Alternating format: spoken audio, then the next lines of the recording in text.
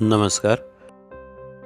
पहा यशोदे तुझा लेख खोडी या परमपूज्य सद्गुरू सौ शकुंतलाताई आकटे यांच्या पुस्तकातील एक कथा आपण आज ऐकणार आहोत. प्रवचनादरम्यान परमपूज्य सौ ताई सांगतात, या बुद्धीचे वैभव श्री भगवंतच आहेत. श्री भगवंत जर बुद्धीमध्ये प्रकट व्हायचे असतील तर त्यासाठी खूप नियमाने साधना व्हावी लागते. त्यायोगे कुठेतरी वैराग्य यावे लागते, त्याशिवाय बुद्धी शुद्ध होत नसते. या संदर्भात एक सुंदर कथा आठवते. एकदा का ही बुद्धी शुद्ध झाली की श्री भगवंत तिच्यातून परतत नाहीत, ते तेथेच थांबतात. अभिरूप कपिल नावाचा कौशांबींच्या राजपुरोहितांचा मुलगा होता. त्याने इंद्रदत्त नावाच्या आचार्यांकडे आपले सगळे शिक्षण घेतले होते. त्यांनी त्याला वेदशास्त्रे, पुराणे या सगळ्यात पारंगत केले होते. वेदशास्त्रे शिकत असताना आचार शुद्ध ठेवल्यास वेदांच्या प्रभावाने अध्ययन करणाऱ्यामध्ये आपोआप वैराग्य येते. ते वेगळे आणावे लागत नाही. हे त्या शास्त्रांचे, त्या वेदांचे एक वैशिष्ट्यच आहे. जो आचार पालन करून वेद पठण करेल तो विरागी झालाच पाहिजे. त्याच्या चित्ताला वैराग्य आलेच पाहिजे. तसेच थोडे वैराग्य अभिरूप कपिलच्या मनामध्ये आले होते. त्याचे शिक्षण पूर्ण झाल्यावर त्याच्या आचार्यांनी त्याला सांगितले की, वत्सा, आता तू कुठेही जा.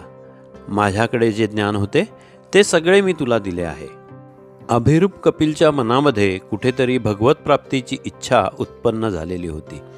त्याला अतिशय तीव्रतेने असे वाटू लागले होते की आपल्याला श्री भगवंत भेटले तर किती बरे होईल. त्या ओढीने तो राजधानी श्रावस्तीला आला. पण तेथे मात्र उलटेच झाले. तेथे त्याची फक्त राहण्याची सोय झाली. त्याला खायला प्यायला काहीच मिळाले नाही. कोणीही त्याला विचारले नाही. त्यामुळे तो उदास होऊन बसला होता. तो ज्या धर्मशाळेत उतरला होता तिथल्याच एका प्रौढ स्त्रीने त्याला विचारले की, मुला, तू या शहरामध्ये नवीन दिसतोस. तो म्हणाला, होय. त्यावरती स्त्री त्याला सांगू लागली की, इथल्या राजाचे एक वैशिष्ट्य आहे. तो रोज पहाटे ज्याचे पहिल्यांदा तोंड पाहतो त्याला 2 तोळे सोने देत असतो.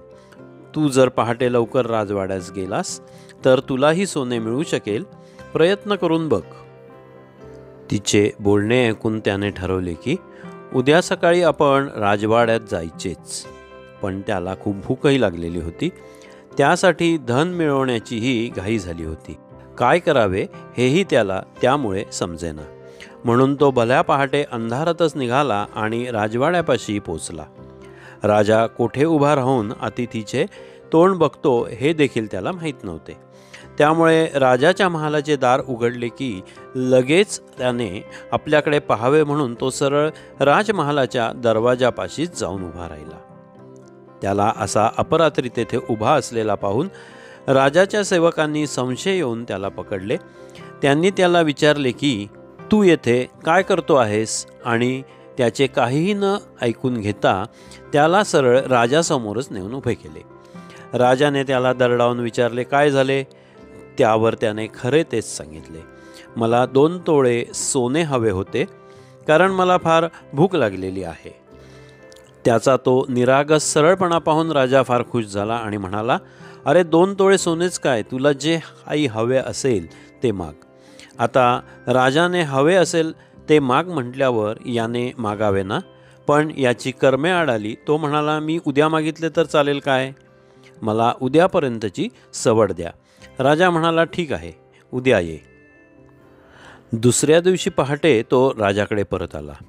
तो श्रावस्तीचा राजाही मोठा धार्मिक वृत्तीचा होता. त्याने विचारले, तुला काय हवे आहे? तू जे म्हणशील ते मी तुला देईन. तू काळजी करू नकोस, मी माझा शब्द राखीन. असे म्हटल्यावर धीर एकवटून तो राजाला म्हणाला, महाराज, मला आपले राज्यच द्या. हे ऐकल्यावर राजा सिंहासनावरून उतरला आणि त्याने आनंदाने अभिरूप कपिलला घट्ट मिठी मारली. तो त्याला म्हणाला, तू किती चांगल्या मनाचा आणि परोपकारी आहेस रे. ते ऐकून अभिरूप कपिल चक्रावून म्हणाला, मी आपले राज्य मागितले, हा परोपकार कसा काय ठरतो?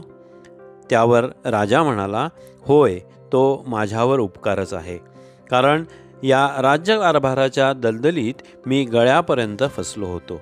तो पैसा, ती माणसे, तो सगळा गोंधळ याला मी खूप कंटाळलो होतो. मला संतान प्राप्तीही झालेली नाही, पण देवदूतासारखे येथे येऊन एका क्षणात तू मला या सगळ्यातून सोडवलेस.